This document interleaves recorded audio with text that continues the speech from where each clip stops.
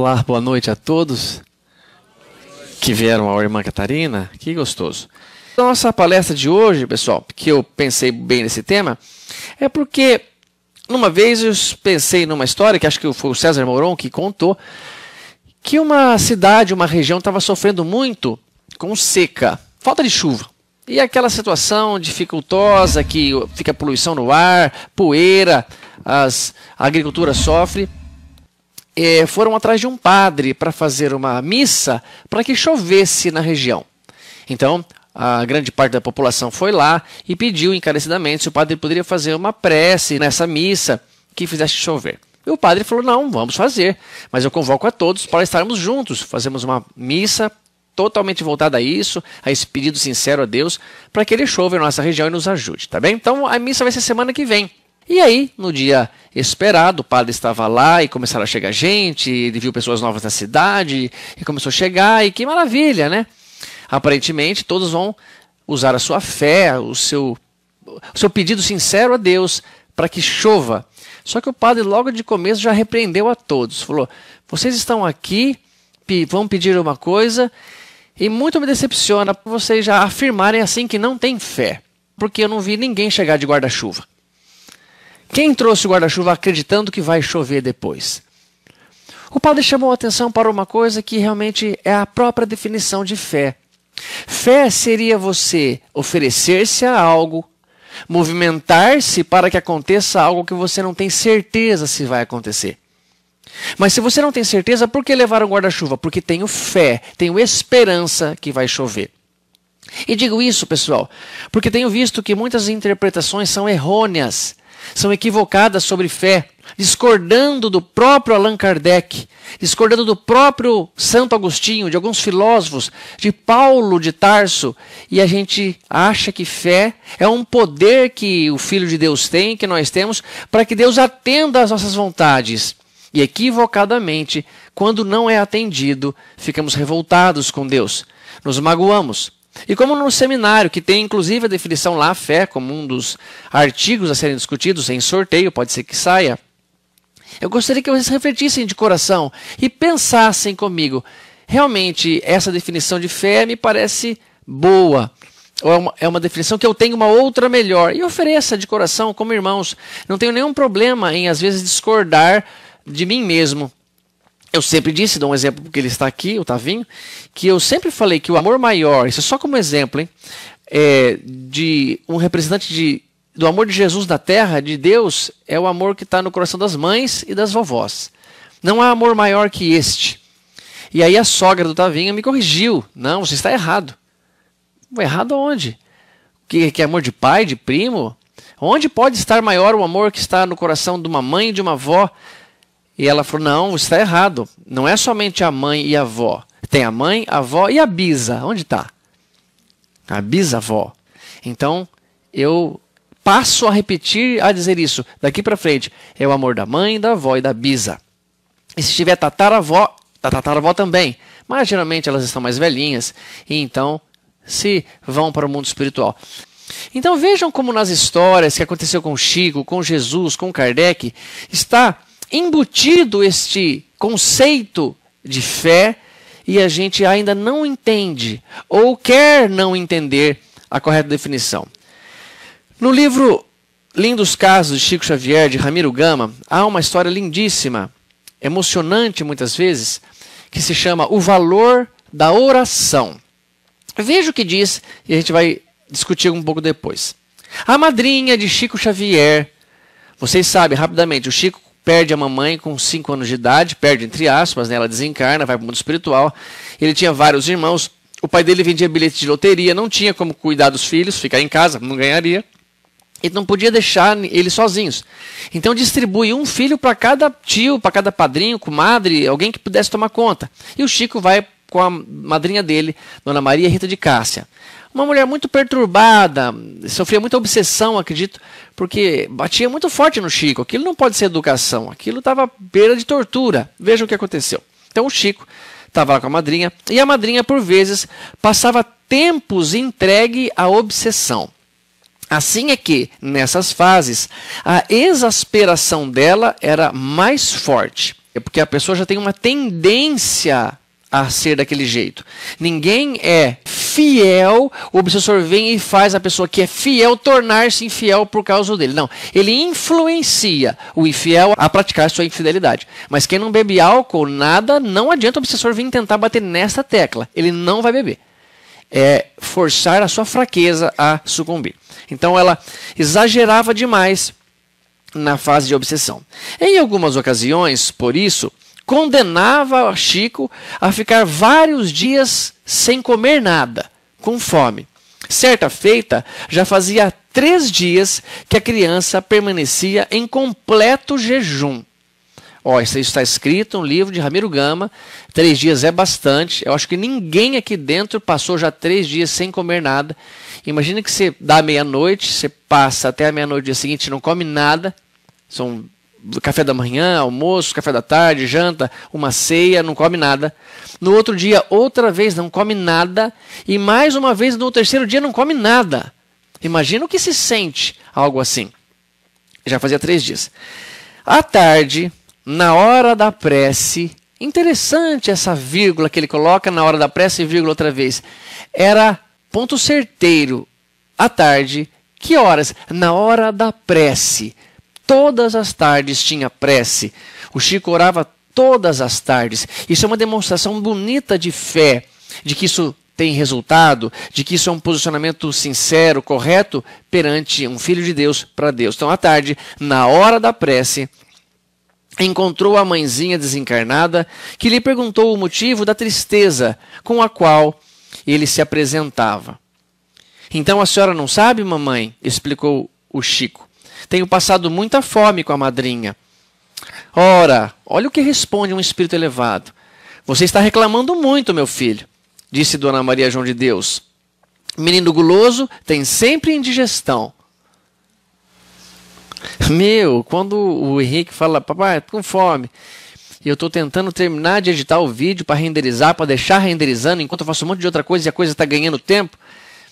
Tá, já vou. Cara, começa a dar 5 minutos e eu não consigo concluir, eu não consigo mais fazer, cara.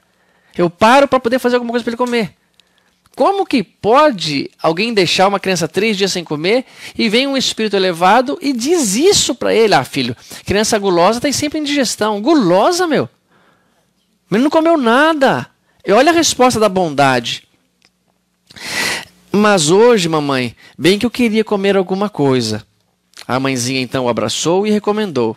Filho, continue em oração e espere um pouco. O menino então ficou repetindo as palavras do Pai Nosso, e daí a instantes um grande cão de rua penetrou o quintal. Aproximou-se dele e deixou cair da bocarra um objeto escuro. Era um jatobá saboroso. Chico recolheu alegre o pesado fruto e, ao mesmo tempo em que reviu a mãezinha ao seu lado, acrescentando: misture o jatobá com água e você terá um bom alimento. E despedindo-se da criança, acentuou: presta atenção agora. Você viu, meu filho? Quando oramos com fé viva, até um cão pode nos ajudar, em nome de Jesus. Ela quer dizer sutilmente o seguinte: quando você ora com fé viva, qualquer coisa que aconteça depois, mesmo que seja o oposto do que você pediu, é sinal da manifestação de Deus a teu favor. Se eu digo que eu não consigo esperar 5 minutos o Henrique com fome, eu que sou alguém preguiçoso, interessado em fazer o vídeo logo, egoísta como sou, como posso julgar que Deus não está percebendo que o Chico Xavier está 3 dias sem comer nada e não toma providência? Ou então eu não acredito em Deus e vamos pintar Deus de uma maneira diferente, ou alguma coisa está errada na minha interpretação. Não é possível, não é humano que se faça isso com um ser, com uma criança. Não dava para, na hora da oração do Chico, a madrinha tirar ele desse castigo? Não dava para, na hora da oração do Chico, chegar, sei lá, um cachorro com alguma coisa mais gostosa de comer? Vocês já comeram jatobá ou não? Diz que parece um pó que se mistura de uma polenta, mas é ruim, não é o gosto? O cheiro é muito ruim. Podem ser que alguns gostem. Eu adoro açaí, tem gente que tampa nariz para tomar, ou não passa. Gosta. Maravilha. Mas a grande maioria, talvez, fala, puxa, eu queria comer alguma coisa de sal, meu. Às vezes eu tô com fome em casa, fome de sal, sabe? Minha mãe falava isso. Aí tem um bolo de chocolate. Ah, não quero comer bolo de chocolate, meu.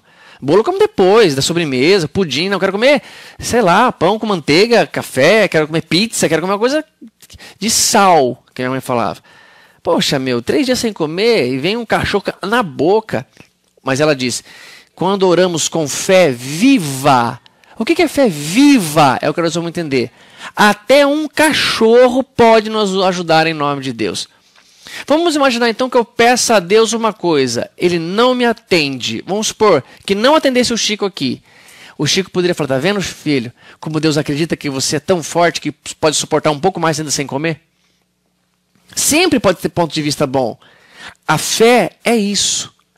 É a certeza que Deus está por trás de nós, pela frente, pelo lado, por cima, por tudo, vendo o que está acontecendo, é o Senhor da infinita sabedoria e de infinito amor e vai fazer o que precisar para a minha felicidade, para o meu crescimento, para o meu bem-estar.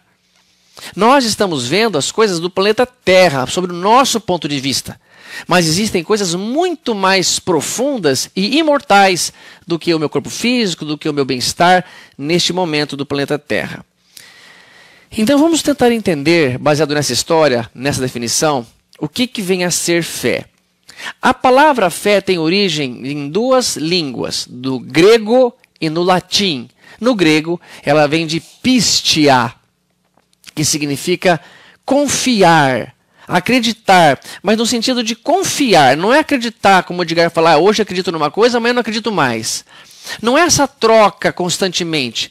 Não é esse acreditar de variação. É um confiar, mesmo que não lhe pareça certo. É um confiar numa coisa que você não compreende. Como se o papai falasse, filho, papai não pode fazer isso agora, mas aguarde aqui que eu venho te buscar. E você confia e fica ali. É uma confiança mais profunda, vamos dizer. Então, a palavra do grego pistia vem dessa confiança. É um confiar em alguma coisa, em alguém. Do latim vem de fides, que significa fidelidade. Então você confia e é fiel àquilo. Se eu peço a Deus uma coisa, ele não me atende e eu viro as costas para ele, eu brigo com ele, eu não era fiel a essa confiança. Eu não era fiel a quem me ofereceria, ou até então, o que eu poderia achar que é bom. Porque é muito interessante a gente ser tão bom quando são bons para a gente. Jesus foi bom com a gente o tempo todo, inclusive na hora difícil da crucificação. Ele pede por nós, ele sabe que a gente estava com a cabeça virada, mas ele não se vira contra nós, ele confia em Deus. Ele pede a Deus e confia que se espere. Por isso a confiança bonita de Jesus é quando ele fala, Pai, se puder afastar de mim esse cálice, é o meu pedido, mas faz a sua vontade, não faz a minha. É a confiança que, por mais Cristo que ele seja, por mais elevada a postura do mestre, ele sabe que Deus sabe mais do que ele. Então ele fala, ó, o Senhor que decide. Então essa é a posição que nós temos a adotar em relação à fé. É algo que, claro, eu tenho uma vontade, eu gostaria de comer e sair do meu jejum de 3 dias, mas eu confio em Deus, tenho fidelidade a Ele, e Ele decide, se puder eu como, se não puder, não como. Mas não é então só ficar de braços cruzados esperando que Deus faça a parte dele. Não, a fé tem uma participação nossa e uma participação de Deus, e daí pode acontecer algum resultado que é coincidente com o que eu quero ou que não. Posteriormente um pouco vem uma definição do hebraico. A palavra fé, ela origina-se de uma palavra hebraica que chama emuni, que se origina de uma outra que é emuná. E a palavra emuná significa exercício. Quem tem fé está em exercício. Põe-se em exercício para fazer alguma coisa. Por exemplo, se tenho fé que vou me curar de uma doença, vou lá e me submeto a uma cirurgia, faço o tratamento. É certeza que vai sarar? Não é. Certeza é multiplicação, é matemática. É uma coisa lógica, uma coisa que não tem alteração. Eu não tenho fé nenhuma que a soma dos ângulos internos de um triângulo é 180 graus. Isso é determinado, é geometria. Mas tenho fé que se fizer esse tratamento corretamente, eu me curo dessa doença tão severa. Mas se eu não tiver fé, nem o tratamento eu faço. Eu perdi a esperança. Então fé me põe em exercício para que eu fazendo alguma coisa dê um resultado que eu espero.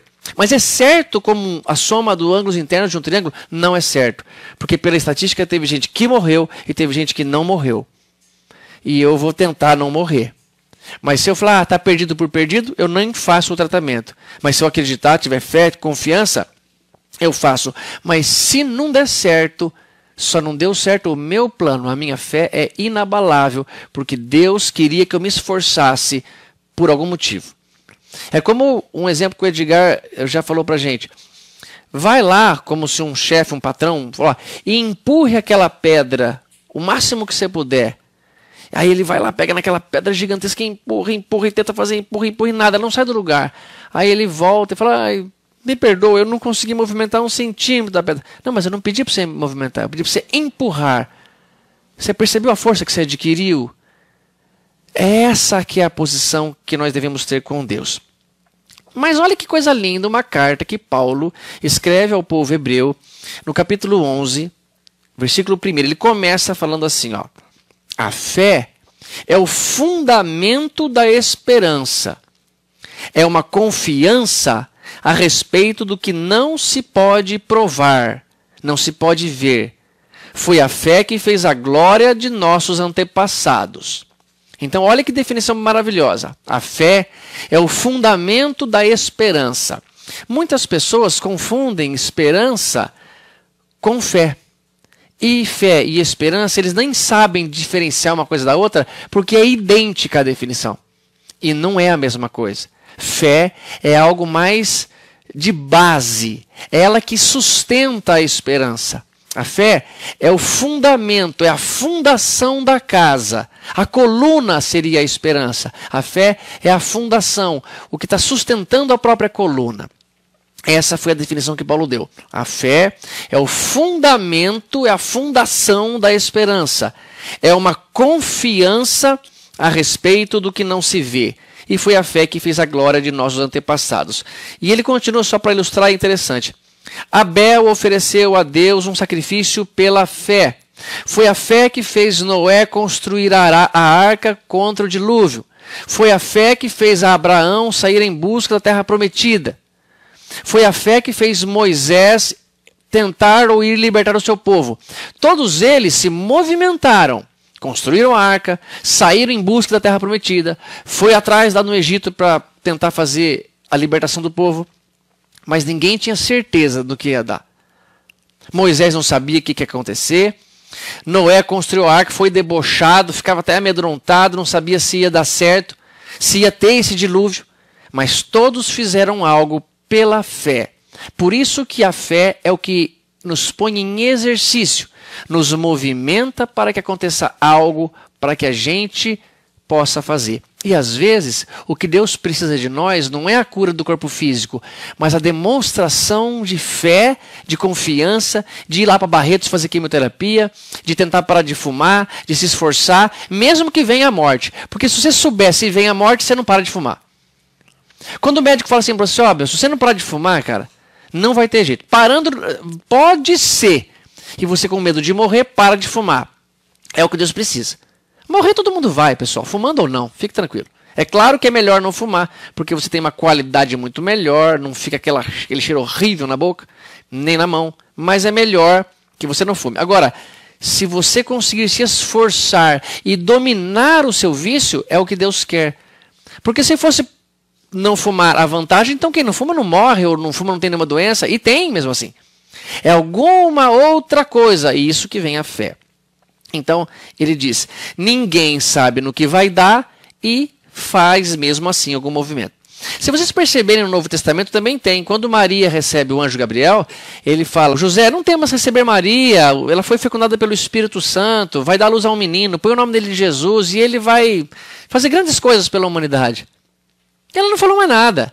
Ela não explicou como é que ele seria crucificado com 33, que ele passaria aquele perrengue, tanto que Humberto de Campos conta no livro que Maurinho e eu, Edgar e Brunão estudamos lá, o Boa Nova, falou, o coração de Maria estava triturado no dia da crucificação. Ela não imaginava, ela não sabia. Tanto é que ela falou, poxa, meu filho não fez nada, por que isso com ele? Algumas condições, então, é melhor não saber.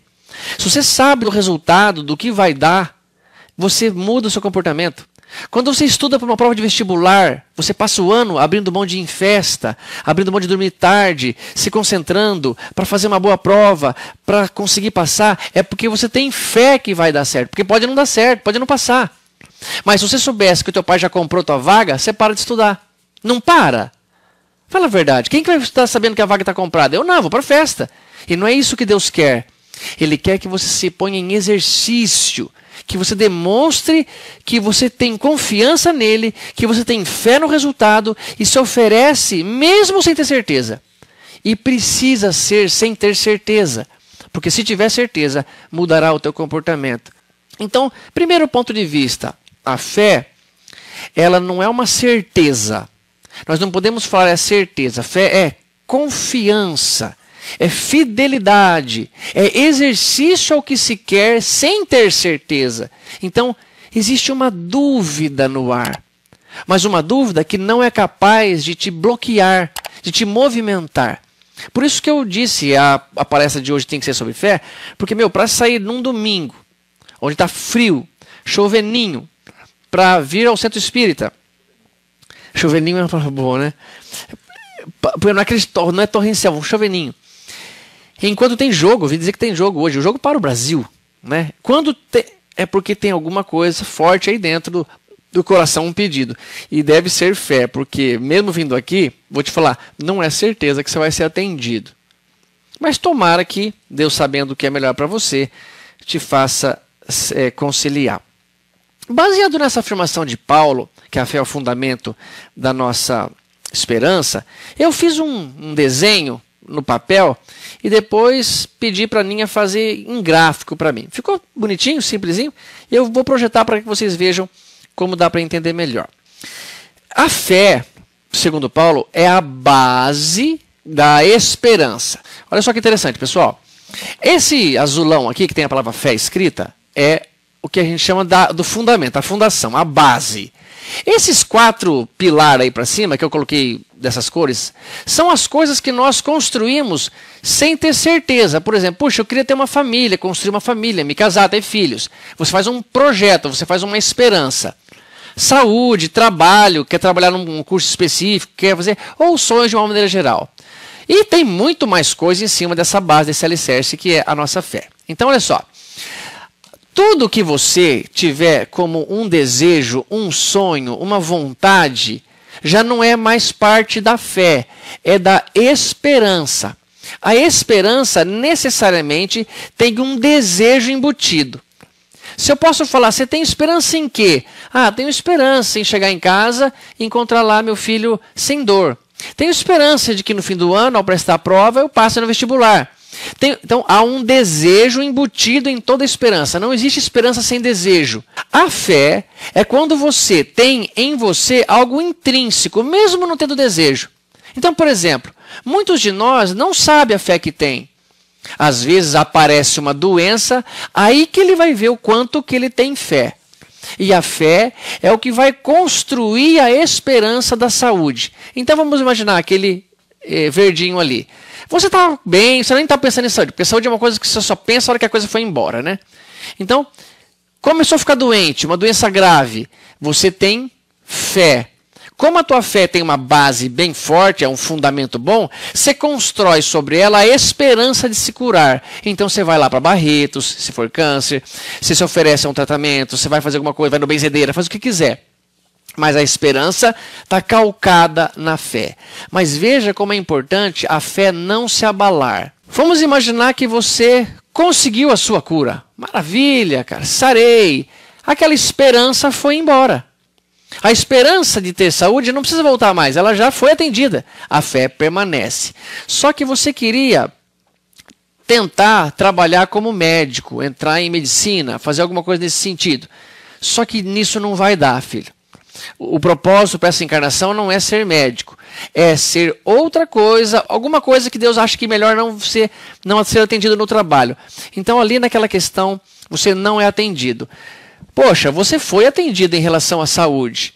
Você foi atendido em relação à sua esperança calcada na fé. Mude somente a coluna do trabalho. Adquira esperança, então, em ser outra coisa, enfermeiro, dentista. Então, ali, ó, aquela questão do trabalho não deu. Agora, se você se revolta com Deus e acha que Deus não gosta de você, você quebra a tua fé. E quebrando a tua fé, qualquer outra coisa que está apoiada em cima vai embora. Aí você não dá mais valor para o teu filho. Por exemplo, uma mamãe que lutou pela vida de um filho. Poxa, é duro. Eu acho que como não tem a maior amor no coração das mulheres como da mamãe, da vovó e da bisavó, a dor maior também é quando um desses se vai. E às vezes ela tem 3 filhos, como muitas das psicografias do Chico Xavier eu já peguei. Um dos 3 fica adoentado e morre, sobram outros 2, mas ela perde a fé. Ela não quer nem mais saber dos outros. Numa dessas cartas foi escrito, mamãe, e os outros filhos? O próprio filho falando em espírito. E a Marcinha, e o Humberto? A senhora não os ama? A senhora acha que ele não precisa da senhora? É lógico que é duro perder filho. Eu sei que tem família de 2 pessoas que entraram aqui que perderam. Mas alguma coisa maior do que a nossa vontade está por trás. Confia que daqui a pouco está todo mundo junto outra vez. E que logo, logo você vai entender. Puxa, faz todo sentido. Faz todo sentido essa questão. Eu entendo, eu sei agora o que é essa questão chamada fé. Então, a fé não pode quebrar em hipótese alguma. Agora, se você for atendido e enquanto está sendo atendido, pode saber, não é o poder da fé que está fazendo Deus te obedecer. Porque quem tem fé nem necessariamente tem sabedoria. Pode que ele não saiba o que está pedindo. O meu filho Henrique, por exemplo, pediu já para que eu permitisse ele dirigir o carro até a casa da minha mãe. Papai, posso dirigir o carro até a casa da vovó? Para ele não tem sentido, ele foi um menino bonzinho. Como muitas vezes a gente barganha com Deus, né? A gente faz coisas para que Deus veja a nossa atitude e nos compense em outra que não tem nada a ver com o peixe. Pelo amor de Deus, vamos ter fé agora que não vai acontecer nada, hein? Olha só que coisa interessante.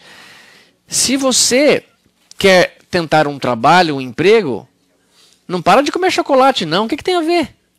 Eu vou parar de comer chocolate e o senhor me arruma um trabalho. Ué, por quê, meu? Continue comendo, pode ser que você tenha menos espinha, mas se você comer chocolate para valer, pode ter espinha, pode engordar. Essa é a lógica. A fé não tem nada a ver com isso. A fé, mesmo que você coma ou não coma, se você estudar para a prova e bem, maravilha, está fazendo a tua parte. Inclusive levar chocolate para a prova de vestibular parece ser uma boa, dá energia. Tenhamos esse quadro na cabeça. A fé é a base. Se as minhas esperanças, os meus desejos, os meus sonhos estão sendo atendidos, muito bem. Se um deles não for atendido, reconstrói a esperança, projeta outra coisa, analisa melhor a tua vida, mas não deixa a fé quebrar, que nem o Titanic quebrou e afundar, porque qualquer outra coisa que está em cima daquilo vai afundar. É quando a pessoa se entrega à morte, se entrega ao suicídio, porque ela não tem esperança mais em nada. Mas como ela não tem esperança? Não, ela até tem, mas não tem base. A esperança é que nem uma coluna em cima do oceano e afunda. Em cima de uma areia movediça. Ela não consegue sustentar. E em que a nossa fé tem que se apoiar? De que Deus nos ama muito. E é muito inteligente. Tenha essa fé. Você não ser atendido no trabalho, na cura, na namorada, não significa que Deus não te ama, nem que Ele não é inteligente. Significa só que aquela menina ou aquele rapaz não te merecia. Que o teu filhinho tinha esse prazo de vida aqui na terra mesmo. E que muitas outras pessoas também passam por isso. E que aqui na terra é um lugar de aflição mesmo. Por isso Jesus disse, eu vos deixo a minha paz, porque o mundo não é capaz de lhes dar paz. No mundo tereis aflições, mas façam como eu, tenham um bom ânimo. Eu venci o mundo. E esse bom ânimo em que Jesus nos oferece só pode estar calcado, fundamentado em cima de uma coisa que, eu construí uma esperança que Deus vai me aliviar um dia. Mesmo que eu tenha ficado 3 dias sem comer nada e seja o Chico Xavier. Se vocês imaginassem a elevação que tem o Chico Xavier, pessoal, mostra que talvez Deus já demonstre que ele pode passar por isso porque tem uma fé que já suporta. Eu ouvi uma vez do Richard Simonetti que o Chico Xavier... pode desligar, amigo, porque senão fica muito escuro aqui. Muito obrigado. O Chico Xavier preferiu passar por tudo aquilo que sabia que ia passar, mamãe desencarnar, depois arruma uma mulher maravilhosa, uma madrasta maravilhosa, Dona Cidália Batista, falece também, e o Chico passa por aquele perrengue para provar que ele estava preparado, para deixar ele pronto para a grande missão que ele estava exercendo. Então, vamos nos atentar para esse detalhe. Definido fé, entendido o que é, em que posso me apoiar, em que posso dizer que a fé nunca vai se abalar, e a fé em si ela existe sem ter desejo nenhum de nada. A fé é uma constante, é que em uma temperatura do meu corpo, eu tenho 36 graus e meio no corpo, é uma constante.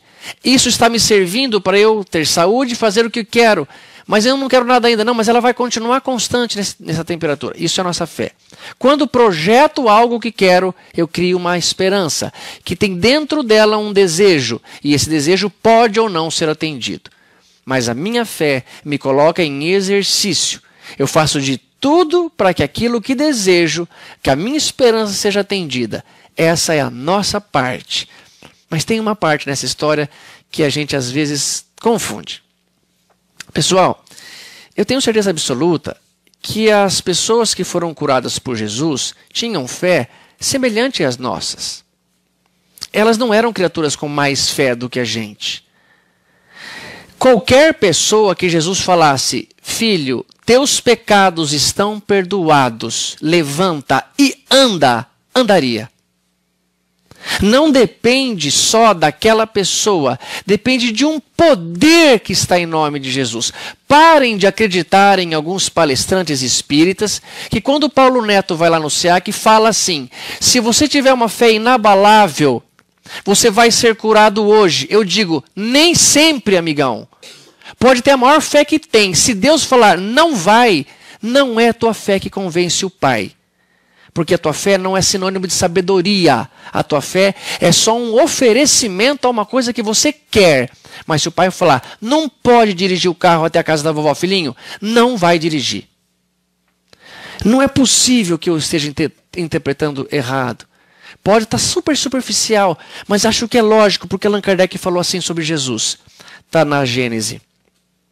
Como homem, Jesus tinha a organização dos seres carnais, mas como espírito puro, destacado da matéria, deveria viver mais a vida espiritual do que a vida corporal, da qual não tinha absolutamente as fraquezas. Sua superioridade sobre os homens não resultava das qualidades particulares de seu corpo, mas do seu espírito, que dominava a matéria de maneira absoluta, e de seu perispírito, extraído da parte mais quintessenciada da matéria. Sua alma devia estar ligada ao corpo por laços estritamente indispensáveis. Nós estamos ligados à matéria, mas não são por laços estritamente indispensáveis somente, porque nós gostamos de estar encarnado. A gente encarna de tanto que a gente deseja fazer o que fazemos quando encarnados.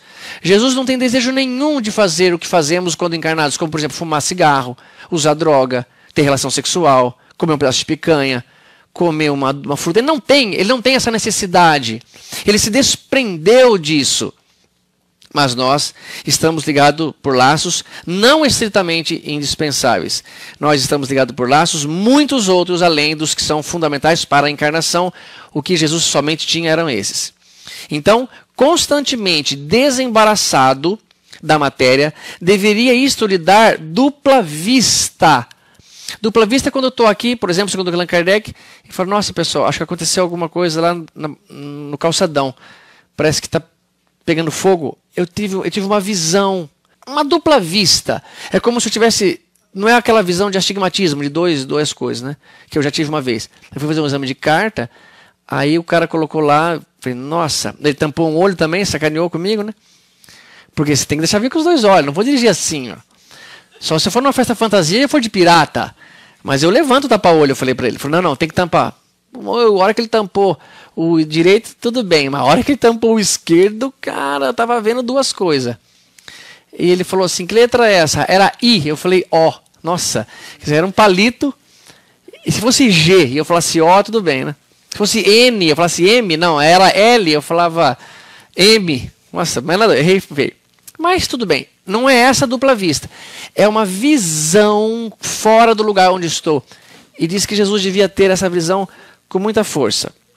Então ele falou, ó, devia ter a dupla vista, não apenas permanente, mas com uma penetração excepcional e bem superior à que se vê entre os homens comuns.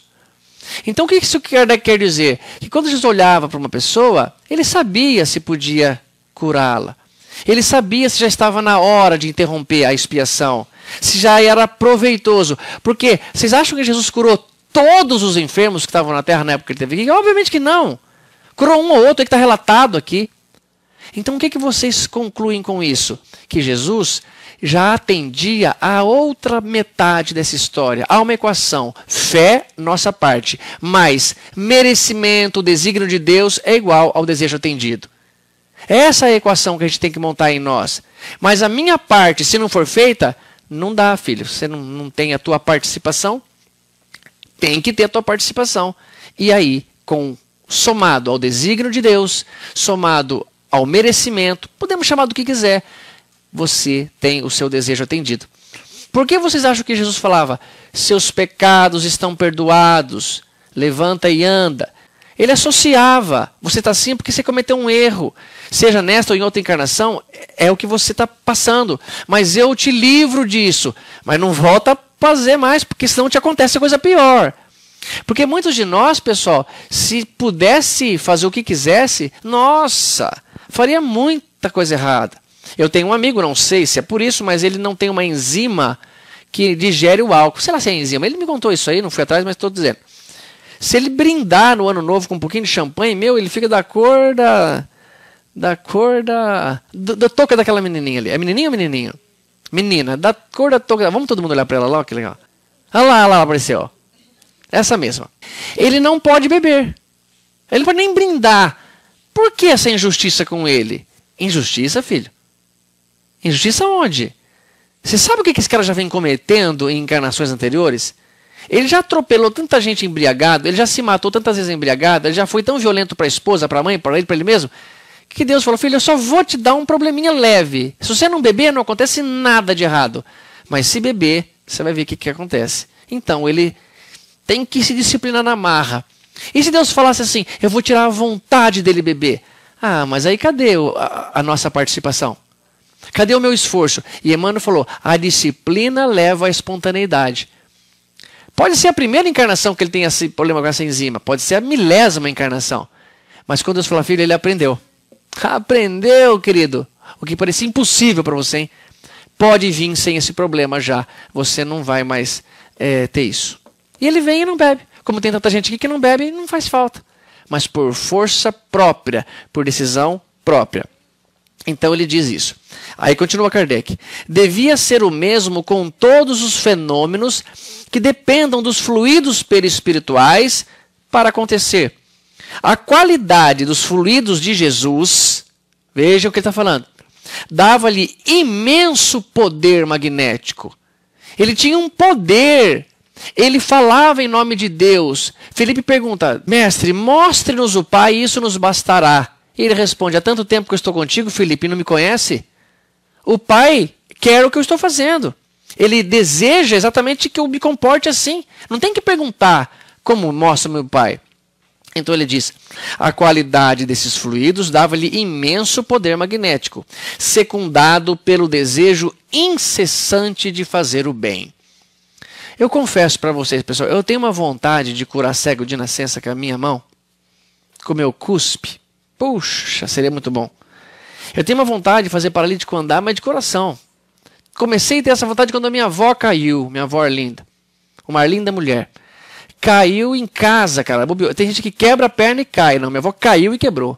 Como assim quebra a perna e cai? Osteoporose, quebra em pé, cai já quebrada. Não, minha avó tinha um osso forte, era uma mulher saudável, forte. E nunca mais andou. Uma pessoa de idade não pode ficar muito tempo parado na cadeira de roda. Você passa a urinar o osso, segundo o médico. Então, não andou mais. Eu queria tanto esse poder de algum modo. Mas sabe por que eu não posso? Kardec já respondeu. Porque eu não estou secundado pelo desejo incessante de fazer o bem. Era capaz de eu fazer o bem, mas se eu tivesse algum poder para isso, pessoal, e alguém mexesse com um dos meus amigos, se alguém falasse uma coisa que eu não quero escutar, mas ele ia pagar caro por isso. É o que Dumbledore diz a Harry Potter. Harry, uma das maiores sacadas que tive para fazer alguém encontrar a pedra filosofal seria não querer usá-la para o próprio benefício. Não querer usar o seu poder. Imagina que o Osmar fala assim, Tato, dá um recado pra gente. O quê? Ô louco, é verdade isso, Osmar? Posso falar? O Osmar falou que tem 10 milhões de dólares enterrados aqui, nesse centro. Em algum lugar tem, pode ser atrás do quadro de Jesus, pode ser numa dessas lajotas. Será? Mas espera aí, ele falou mais uma coisa. Só vai encontrar quem não quiser usar o dinheiro para o próprio benefício. Ninguém encontra. Se a gente não pudesse, no sentido igual esse meu amigo não pode porque a enzima te mata, até tudo bem. Mas não poder, por livre e espontânea vontade, ninguém encontra. Jesus tem o poder que tem porque não usa para o bem dele, só para os outros. É incessante o desejo de fazer o bem. Portanto, na hora que Emmanuel escreve o texto lá, poderes ocultos, ele fala, o mestre andou sobre as águas, multiplicou pães e peixes, transformou água em vinho, curou o cego de nascença, limpou leproso, fez paralítico andar, mas no momento do Calvário, o mestre ferido e ultrajado, jamais levantou o olhar com revide, jamais. Por quê? Porque era o Cristo. E por isso podia fazer o que fazia. E por isso Kardec está falando, ele pode ter isso, ele é porta-voz de Deus. Aqui na equação correta seria nossa fé, nosso exercício, nossa vontade, mais um merecimento. Quem responde por esse merecimento? Deus. Mas Jesus é um porta-voz disso, eu posso confiar no que ele falou. Então ele continua. Ele atuava, pois, por si próprio em virtude de seu poder pessoal. Vejam que não é só fé inabalável igual a desejo atendido. Não basta. Precisava do poder de Deus, da autorização de Deus, pelas mãos, pela voz de Jesus. Assim como podem fazer os encarnados, em certos casos e na medida de suas forças. Eu vou dar um exemplo de um encarnado em certos casos. Uma vez estava o Chico Xavier, bem velhinho já, ou não sei se era uma velhinha, mas sentado. Era uma fase que o Chico parece que estava mais gordo do que o normal. Ele teve uma fase mais gordinho. E uma pessoa estava na fila e viu o Chico Xavier ali e aguardando aquela fila, ele impaciente, ele comenta, nossa, mas o Chico tá gordo, hein? Diz Célia Diniz que ele pensa, parece um sapo gorducho, olha, que gordo que o Chico tá, meu Deus. Você também só fica sentado aí, né? E a gente aqui em pé na fila esperando. Bom, tudo bem. Vai se passando, chega lá na vez dele, e ele com todo o coração bom, ô Chico, que bom te encontrar, nossa, esperei na fila um tempão, e você, como é que tá? Ah, filho, tô aqui meio parecendo um sapo, gorducho, né? O que será isso? Cuidado, pessoal. Ao se aproximar de gente desse nível, eles leem teu pensamento, eles sentem tua vibração. Por isso que Jesus chegava e falava para uma mulher, mulher, vai chamar teu marido. Tirando água. Não tenho marido, senhor. Fala muito bem, porque esse aí que você tem nem é teu marido. Já tivesse 5 e não é. Vejo que és profeta. Por quê? Porque sei, eu estou vendo, mulher, estou vendo o teu perispírito, estou lendo as tuas encarnações inteiras. Você vai tentar me enganar? Por isso, pessoal, fique bem claro essa parte. É óbvio, é lógico que está acontecendo isso. Agora, então uma frase que eu até grifei aqui, que eu falei, fé é para lhe dar coragem, mas não é para lhe dar imunidade. Quem tem fé fica doente sim. Quem tem fé morre também com a doença. Porque senão ateus todos morreriam. E todos os que têm fé, religiosos, católicos, não morreriam. E não tem nada a ver. É aleatório. Se quem vem receber uma psicografia e deseja, pede, e o filho não se manifesta, não é porque não tem fé, meu. Só de estar ali já é sinal que você tem fé. É um monte de circunstância que fez com que o teu filhinho ou tua filhinha não trouxesse aquela hora uma carta. Mas tem gente que nem está esperando, que nem pegou senha e vem e recebe. Então não é o que a gente está pensando. Fé não é um poder para nos fazer imortais e fazer o que quiser. Olha só essa história. Tem uma parte no Evangelho de que uma mulher sangrava havia 12 anos. É uma mulher hemorrágica. devia ser uma hemofílica, teve a menstruação e aí agora não para mais de sangrar. E ela tentou médicos, gastou todo o dinheiro dela com medicina e não havia meio de parar. Ela ouve que tem um homem, um galileu, um tal de Jesus que curava as coisas mais impossíveis. E ela tem fé. Então ela se movimenta para ir lá. Ela tem certeza que vai ser curada? Não. Já tentou de tudo quanto é coisa, médico, já não conseguiu. Ela vai se oferecer a isso. A fé vem de exercício, de fidelidade, de confiança. Então eu vou lá. Levanta, deve trocar a roupinha dela que está molhada, coloca lá alguma coisinha meio folgada e vai atrás. Veja que é desconfortável. Quando você está na fase menstrual, as meninas, poxa, a gente está com dorzinha, né? A gente, as meninas, cólica, desconforto, ficamos mais irritadas, aí tudo bem. Mesmo assim, ela se oferece. Chega lá, para facilitar a situação, podia Jesus não estar acessível? Não, tinha uma multidão na frente do mestre. Uma muvuca, que não dava para chegar. Ela meio enferma, agacha e vai por baixo até chegar em Jesus. Ela acreditava que só de tocar no manto de Jesus, ela se curaria. E Kardec então coloca assim, ó. Essas palavras que estão no Evangelho e que dizem, conhecendo em si próprio a virtude que dele havia saído, ela encostou em um monte de gente até chegar lá, tenho certeza.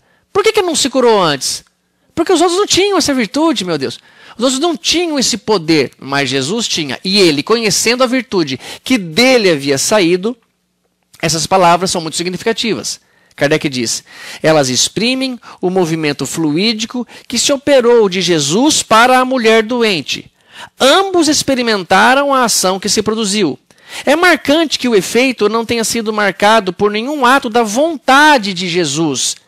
Não houve nem magnetização, nem imposição de mãos por parte do mestre. A irradiação fluídica normal foi suficiente para operar esta cura. É como por osmose, um lado está querendo muito, precisando muito, o outro tem o que precisa. Como uma diferença de potencial, só de tocar aqui, migra, passa para o outro lado. Se ela tocasse em quem não tem, não teria. Se o mestre tocasse como tocou em um monte de gente, porque ele fala para Pedro, quem me tocou? Mestre, está todo mundo tocando no Senhor, como que eu vou saber? E ninguém estava acontecendo nada. É a diferença. Nós precisamos ter essa fé, essa confiança, esse oferecimento a Deus. E se merecermos, nem precisa que Jesus venha à terra nos tocar. Precisa sim que o amor de Deus, o discernimento, o que é correto atue sobre nós. E será atual. E acontecerá. Então, nós não podemos esquecer que esta parte é fundamental. Nós temos um poder, sem dúvida nenhuma, mas somos sementes ainda. É como se eu perguntasse, por que a semente não produz sombra? Porque ela é uma semente, meu Deus. Ela tem um raminho. Quando ela for uma árvore frondosa, tudo bem. E um dia seremos. Essa árvore já é Jesus, já pode nos proteger, nos dar sombra. Olha só o que diz uma história de Chico Xavier que tem tudo a ver. A moça abatida, num acesso de tosse, chegaram a Luiz Gonzaga com uma receita médica. Ela estava tuberculosa. 2 hemoptises já haviam surgido como horrível prenúncio. O doutor então indicara remédios. Entretanto, Chico, disse a doente, o médico me atendeu e aconselhou-me a usar esta receita por 30 dias. Mas não tenho dinheiro. Você poderia me emprestar algum dinheiro para comprar o remédio, Chico? O médium respondeu com verdade e boa vontade. Minha filha, hoje eu não tenho. E meu pagamento no serviço está tão longe de chegar. O que devo fazer então, Chico? Estou desesperada. Chico pensou e disse-lhe, menina, peça a nossa Mãe Santíssima socorro e o socorro não lhe faltará. A que horas você deve tomar a medicação? De manhã e à noite. Então, você corte a receita em 60 pedacinhos.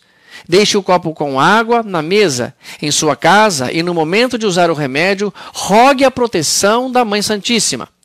Tome um pedacinho da receita com a água abençoada, em memória dela, e repetindo isso 2 vezes por dia, no horário determinado, sem dúvida, pela fé. Olha agora, você terá usado a receita. Ele não fala, você vai ser curada.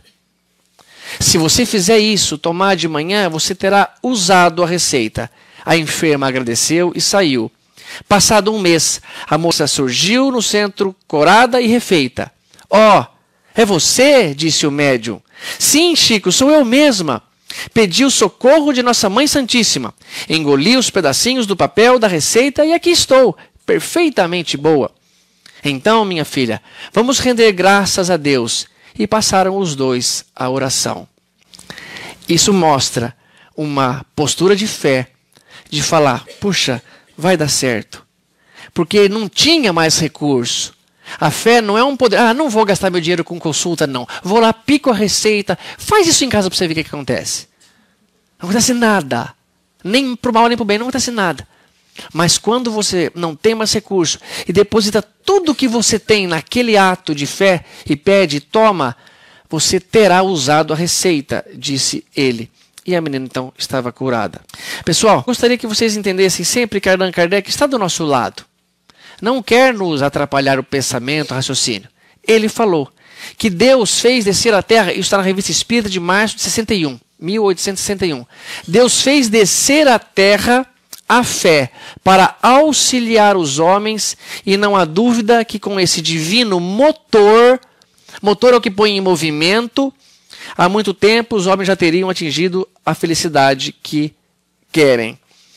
Aí ele fala, mas a humanidade enfraqueceu a sua fé, não é uma fé raciocinada. E ele diz que, então, foi que viu nascer essa multidão de interpretações sobre a fé, boas na intenção, que as ditava, mas defeituosos e impraticáveis na forma. Não dá para acreditar, pessoal, que ter fé é ser atendido nas loucuras que a gente quer. A grande maioria das coisas que a gente quer não pode ser atendida. É só você ver o que pede uma criança até os 5 anos de idade. Vê se dá para atender tudo que ela pede. E olha que os pedidos dela são muito mais próximos de uma realidade do que nós pedindo em relação ao mundo espiritual. Eu não tenho dúvida alguma, pessoal, que se acontecer alguma coisa com a gente, orientados por esse nível de pessoas aqui, vai nos fazer nos oferecer para algo melhor, porém pode ser que não dê certo. E se não der, tudo bem. A fé permanece inabalável. Mudemos a esperança, o projeto, o sonho, o nosso ideal. E tudo um dia estará bem. Porque um dia, tudo isso que projetamos sobre a fé vai acabar. Acaba casamento, acaba corpo físico, acaba trabalho, acaba dinheiro, mas a fé vai com a gente. Essa base indestrutível e sólida. Eu trouxe o violão para cantar uma música com vocês. É uma letra que diz isso. É uma letra muito famosa e ele fala: não perca a fé nas coisas que aparentemente não estão dando certo. Continue o seu caminho, se esforçando para chegar a esse momento de que você vai compreender por que não foi atendido naquela hora.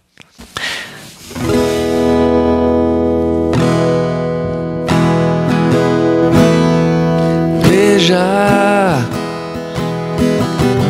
não diga que a canção está perdida. Tenha fé em Deus, tenha fé na vida. Tente outra vez. Beba, pois a água viva ainda está na fonte. Você tem 2 pés para cruzar a ponte. Nada acabou. Não, não, não. Tente. Levante sua mão sedenta e recomece a andar. Não pense que a cabeça aguenta se você parar. Não, não, não, não, não, não. Há uma voz que canta, há uma voz que dança, uma voz que gira, bailando no ar. Olha que legal, ó. Queira, basta ser sincero e desejar profundo. Você será capaz de sacudir o mundo. Tente outra vez.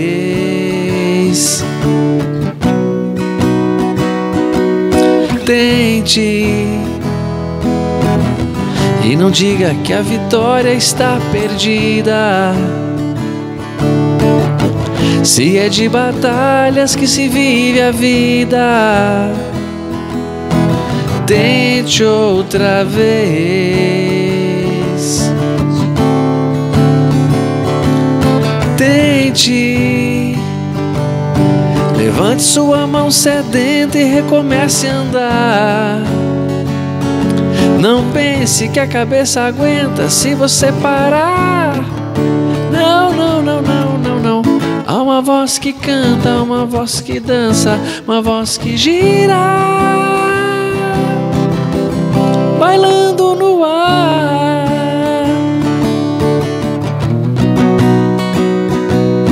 Queira, basta ser sincero e desejar profundo. Você será capaz de sacudir o mundo. Tente outra vez. Tente. E não diga que a vitória está perdida. Se é de batalhas que se vive a vida. Última vez, como é que é?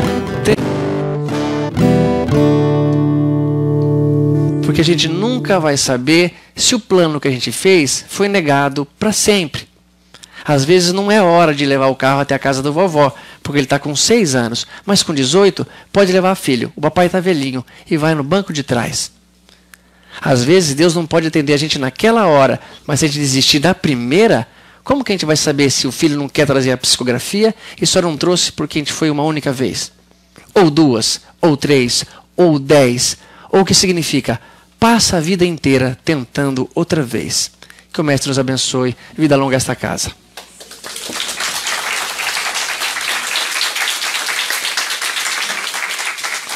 Ai, Deus do céu, que lindo.